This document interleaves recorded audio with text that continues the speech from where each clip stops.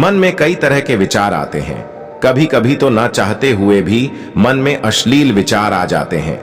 लेकिन महात्मा गौतम बुद्ध की इस कहानी से आपके विचारों में बदलाव आएगा।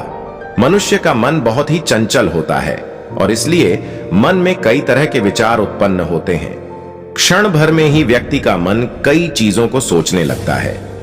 इसलिए तो कहा जाता है कि मन को काबू करना आसान नहीं। लेकिन गौतम बुद्ध मन को नियंत्रित करने के आयामों के बारे में भी बता चुके हैं। मन में विचारों का आना गलत नहीं है कि लेकिन मुश्किल तब हो जाती है या विचार ऐसी परिस्थिति में गलत होते हैं जब मन में अश्लील विचार आते हैं।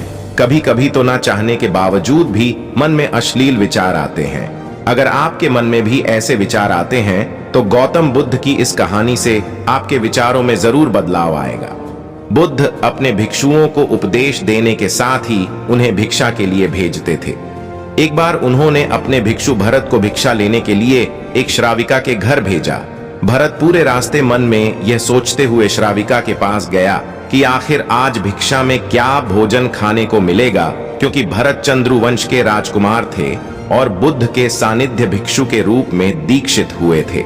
हमेशा भरत को महल में खाने के लिए स्वादिष्ट पकवान मिलते थे, लेकिन आज भिक्षा के रूप में उसे जो भी मिलेगा संतुष्ट होना पड़ेगा। श्राविका के घर पहुंचकर भरत ने भिक्षा मांगी। श्राविका ने भरत को बैठने के लिए कहा और भोजन लाने के लिए घर के भीतर चली गई।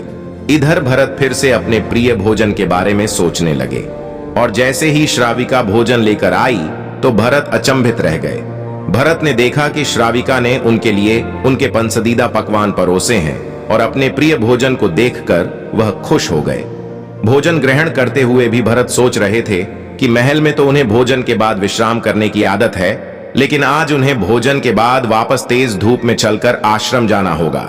लेकिन भोजन के बाद श्राविका ने भरत को कुछ समय के लिए विश्राम करने का आग्रह किया। भरत फिर से खुश हुए कि आखिर आज उनके मन की सारी इच्छाएं कैसी पूरी हो रही हैं। इसके बाद भरत कुछ देर विश्राम करने लगे, लेकिन विश्राम करते हुए भी लेटे लेटे वह सोचने लगे कि आज तो मुझे भोजन के बाद विश्राम करने को मिल गया, लेकिन ऐसा रोज रोज नहीं होगा। जब भरत विश्राम के बाद उठे तो श्राविका ने कहा कि आप जब तक चाहे यहां ठहर सकते हैं। भरत अब समझ गए कि यह कोई संयोग नहीं हो सकता। उन्होंने श्राविका से कहा कि मुझे क्षमा कीजिए, क्या आप मेरा मन पढ़ सकती हैं? श्राविका ने हां में उत्तर दिया और कहा कि हां, मैं मन पढ़ सकती हूं। शुरू में यह कठिन था, लेकिन फिर मैंने स्वयं के मन विचारों को देखना शुरू किया। पहले मेरे विचारों की संख्या अनगिनत हुआ करती थी। इसके बाद मैंने विचारों पर ध्यान केंद्रित किया, बिना पक्ष विपक्ष के अपने विचारों को देखने लगी। इस तरह से धीरे धीरे मेरे मन में विचारों की संख्या कम होती गई और सारे व्यर्थ विचार दूर हो गए।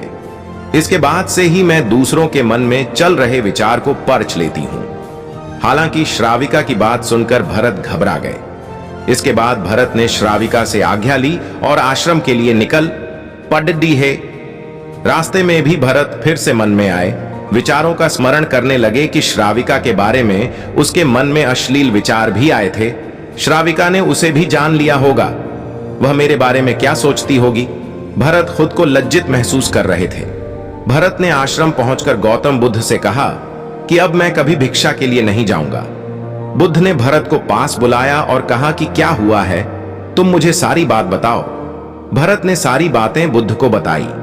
इसके बाद बुद्ध ने कहा कि अगले एक हफ्ते तक तुम भिक्षा के लिए उसी श्राविका के घर पर जाओगे, लेकिन तुम्हें इस बात का ध्यान रखना होगा कि कल भिक्षा के लिए जाते हुए तुम अपने चित्त को पूरे होश में रखना। तुम्हारे भीतर क्या विचार उठे उन पर ध्यान केंद्रित करना और यह भी ध्यान रखना कि तुम्हारे मन में कौन सी वासना उठ रही है।